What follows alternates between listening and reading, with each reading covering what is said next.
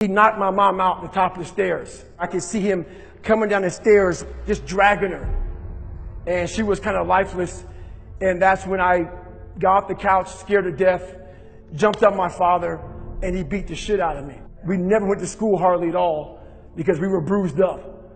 He also believed in just us working the family business. So going to school really didn't happen for me at all. Not only did I take a backseat, I also had a learning disability. I'll never forget in third grade, there was this teacher that was extremely rough on me. And at this time in my life, I did not need this. And she believed I needed to be in a special school because of my learning disability. And this is what I was talking about. People always talk about manage your expectations. This teacher managed my expectations. She saw I had a learning disability. She saw I was socially unable to survive in this world. She saw I was messed up. So she managed my expectations.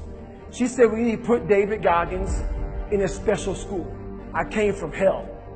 And when you come from hell not knowing how to fight, this is what happens to you. What happens to you is you become a fucked up kid that cannot survive in society.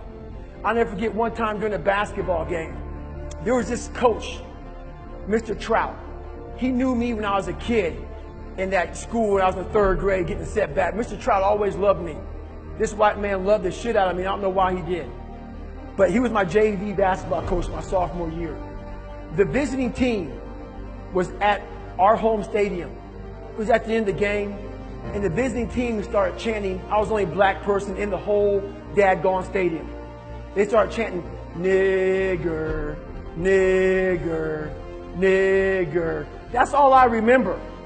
At that time in my life, that's all I remember. But now at 42 years old, I can look back on that time with clear eyes and a clear mind and see what Mr. Trout did for me. He went in that locker room where I was crying and upset, and he cried with me. This white man cried with me, but at that time in my life, I didn't see that. All I saw was red. I saw hate. This whole town hated me. Everybody's against me. My mind lost it. And for some reason, I couldn't sleep on my bed. Until this day, I don't know why the floor felt so comfortable. And at 22, 21 years old, I went from 175 pounds to 297 pounds. Fat, out of shape, insecure. I was everything everybody said I was going to be. That's what I was. And it makes you feel like shit. So I got a job spraying for cockroaches at nighttime. Not saying it's a bad job, but I didn't want to do it. So for about 6 months, I went around to your local eatery spraying for cockroaches. This one night I came home, the first thing I do, I walk in my living room, turn the TV on. First thing I do, and then walk back to to take a shower. And I would listen to the TV as I was trying to take a shower. This day changed my life. It held me accountable for what I wasn't facing in life. They're going through Navy SEAL training. And I sat down. I came out of the shower and I sat down. Something brought me back to sit down and watch these guys go through hell. I saw a ton of them quitting, ringing the bell. Ringing the bell means you quit Navy SEAL training. I saw them putting their helmet down. This went on through the whole show. And it finally got to the very end. There was about 15 to 20 guys at the very end. And this one statement changed my life. They were all sitting there in their dress whites. And this CO, this commanding officer, stands up in front of these men. And he looks sharp, and I could tell he stood for something. And he said, we live in a world where mediocrity is often rewarded. These men up here detest mediocrity. When you hear a statement like that, it forces you to think about yourself. I wasn't even fucking mediocre. I wasn't anything. I was at the bottom of the barrel of life. I chose the 4-lane highway for my life, the easy route, the route that has gas stations, the route that has fucking signs that say 20 miles to the next service stop. All this shit. I chose that route. Most of us choose the 4-lane highway. When I was born, there was also a shovel over here in the fucking corner. No one wants to go to the shovel. They want to choose the 4-lane fucking highway. That's the nice route. The shovel means you're gonna fucking hurt. The shovel means you're gonna suffer. The shovel means you're gonna hit rock. a lot of time. And we all know what digging through rock is like. When you hit a fucking root, you gotta fucking get some more tools out. If I had no more tools, just a fucking shovel. I was choosing the 4-lane highway. This is when I decided to pick up that fucking shovel that we all decide not to take. I had to make a change in my life. So I said, you know what?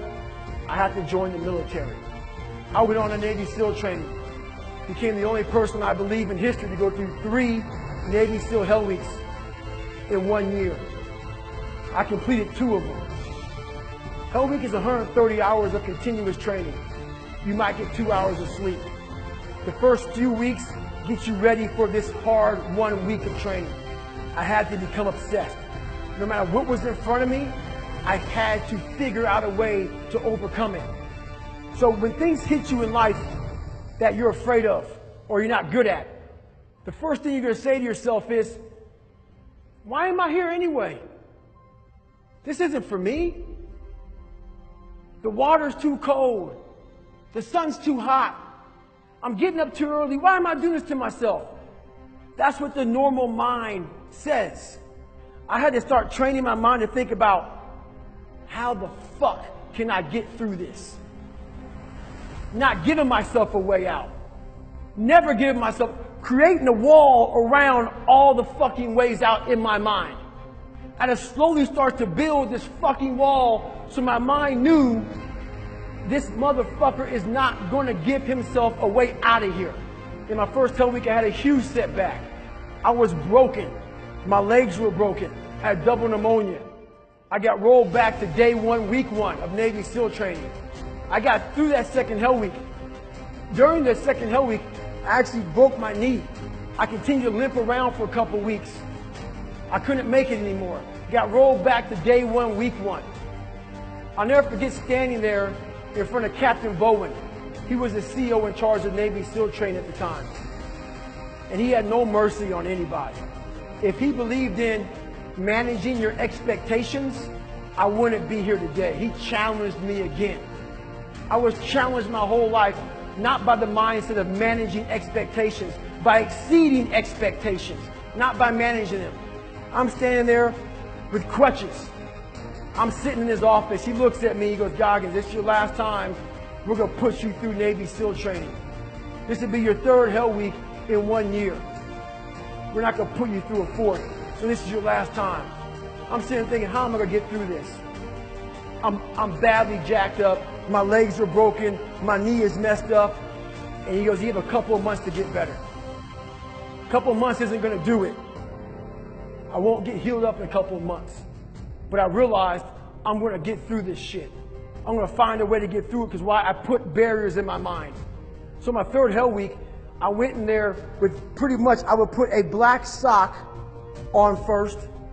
I would get duct tape. And I duct taped my ankles all the way up to my calf every single morning. And then I put another black sock over it. And what that did, that prevented me from moving my ankle. So I didn't really, I wasn't flexing my shin as much. And I started running with just my hip flexors. In this Hell Week, it was a bad Hell Week. We had a guy die on Thursday morning of Hell Week. I went on to become a Navy SEAL. Greatness is not something that you meet once. It's something that you meet thousands of fucking times in your life. And you don't reach it if you're not constantly in constant fucking pursuit of fucking greatness. So if my mind were to say right now, I'm great, I just lost. We're going to grow. We're not going to triple down on our strengths. We're not going to do that crap. We're going to work on our weaknesses so we grow. We need friction to do that. Without friction, there's no growth. Without friction, there's confusion. Confusion is, David Goggins, how did you become who you are today? I put a bunch of fucking friction in my life. And I grew. That's how I did it. You know how you get mentally tough? It's a lifestyle. Instead of hitting that fucking snooze button in the fucking morning and not making your bed, not cleaning your house, you don't hit the snooze button. You get up. You don't want to go run, you go run. You don't want to go swim, you go swim. You don't want to make your bed, you make your bed. You don't want to clean your house, you clean your house. You don't want to study, you fucking study. That's how you start to callous your mind. So that became my life. If you say you're gonna wake up at 4 o'clock in the fucking morning to go run, wake up at 4 o'clock it's gonna suck. It's not gonna be fun. Do something that sucks every single day of your life. That's how you grow. Embrace the suck.